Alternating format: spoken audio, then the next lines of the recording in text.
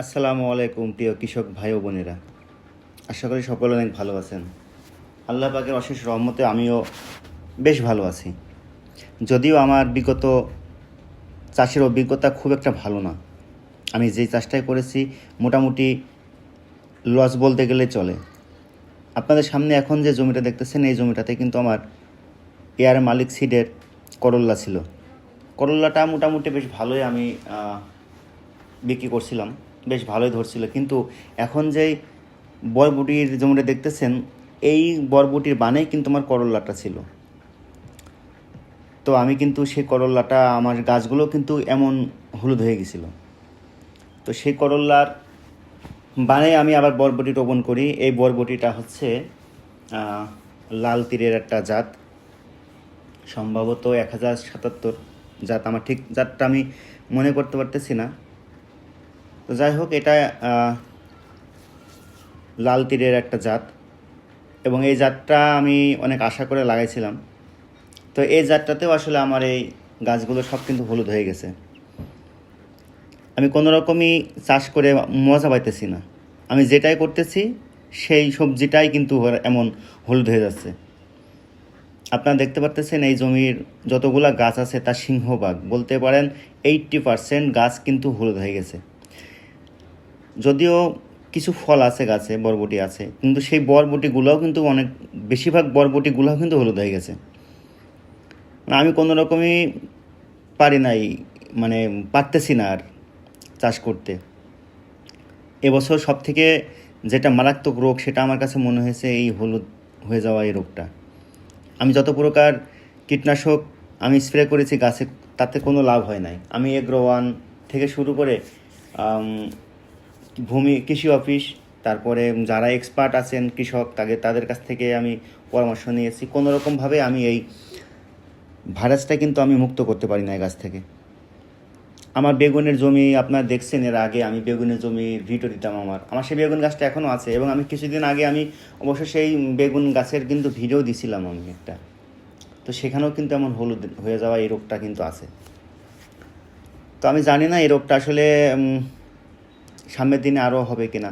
ইচ্ছা হইতেছে যে আর চাষ না করি, কারণ চাষ করলে শুধু লস খাইতেছি।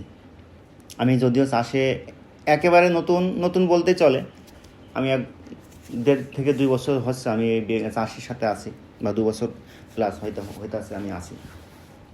কিন্তু এর ভিতরে আমি শুধু লস করতেছি এবং আমার এই সবথেকে বড় প্রবলেম হচ্ছে আমি লাস্ট যেই 3টা চাষ করেছি, বেগুন, করলা এবং এই বরবটি, এই 3টা সবজিতেই কিন্তু আমার এই রোগটা কিন্তু প্রচুর পরিমাণে দেখা দিয়েছে। এবং আমি খোঁজ নিয়ে দেখলাম আমার এলাকায় যতগুলো জমি আছে, যতগুলো চাষি আছে, প্রত্যেকের কাছে কথা বললাম, প্রত্যেকের জমি দেখলাম এবং তাদের সবজি দেখলাম। আমি কিছু মানুষের আসলে বেগুনের চারাও এনে দিয়েছিলাম, তাদের সাথেও কথা বললাম এবং তারা আমার সাথে কথা বলেছে যে তাদের জমিও কিন্তু যতগুলো বেগুন গাছ আছে তার কিন্তু 70%, 60% বা 80% গাছ কিন্তু এমন হলুদ হয়ে গেছে। তো আমি পরবর্তীতে এগ্রনের সাথে কথা বলি। তারা এগ্রনের মেন প্রবলেম হচ্ছে তাদের সাথে কথা বললেই তাদের একই কথা, ভাই আসেন ম্যাকটিক্সিন নিয়ে যান, তারপরে কি যেন একটা ওষুধের নাম কয়, এগুলো নিয়ে যান, গাছ ঠিক হয়ে যাবে। কিন্তু সেগুলো দিলে আর গাছ ঠিক হয় না।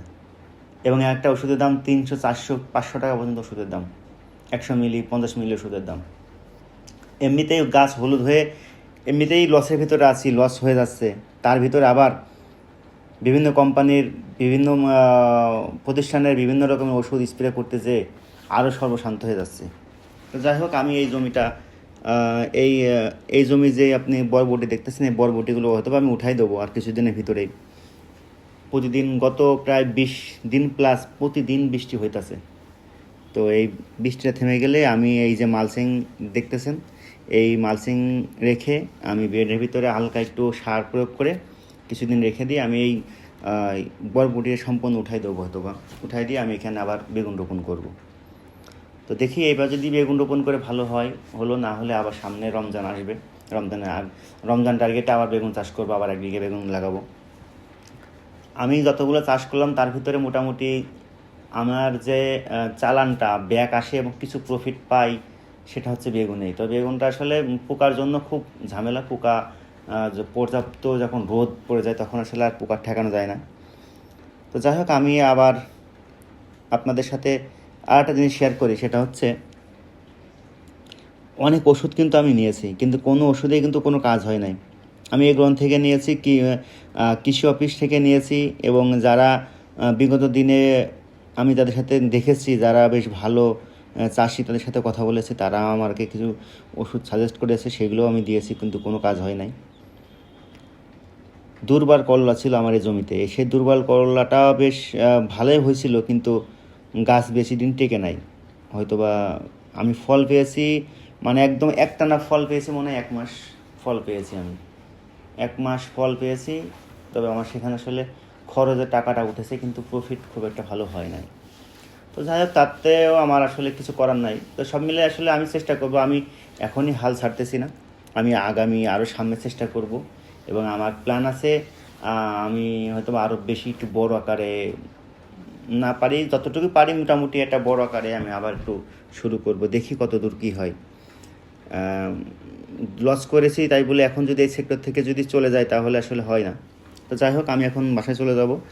আর দেখতে পারতেছেন আমি কিছু বরবটি উঠেছি, যদিও গাছ সব নষ্ট হয়ে যাওয়ার কারণে আসলে বরবটি নাই বললেই চলে। তারপরেও পুরো জমি পুরো জমি থেকে আসলে আমি এই কয়টাই বরবটি পেয়েছি, তাছাড়া বরবটি নাই। তো যাই হোক, সবাই ভালো থাকবেন, সুস্থ থাকবেন, আর আমার জন্য দোয়া করবেন। আর একটা কথা বলে রাখি যে আমার চ্যানেলটা সাবস্ক্রাইব করেন, আর অবশ্যই ফুল ভিডিওটা দেখার চেষ্টা করবেন। আর আমি এখন থেকে প্রতিদিন কন্টিনিউয়াসলি একটা করে ভিডিও দেবো, আপনাদেরকে জানাবো, এবং আমি পর্ব আকারে প্রতিদিন আপনাদেরকে জানাবো আমি কখন কি করতেছি, আমার কখন কি রোপণ করতেছি এবং কি ট্রিটমেন্ট করতেছি। যখনই যেটাই করবো আমার জমিতে আমি আপনাদেরকে জানাবো। তো সেই পর্যন্ত সব ভালো থাকবেন, সুস্থ থাকবেন। আল্লাহ হাফেজ, আসসালামু আলাইকুম।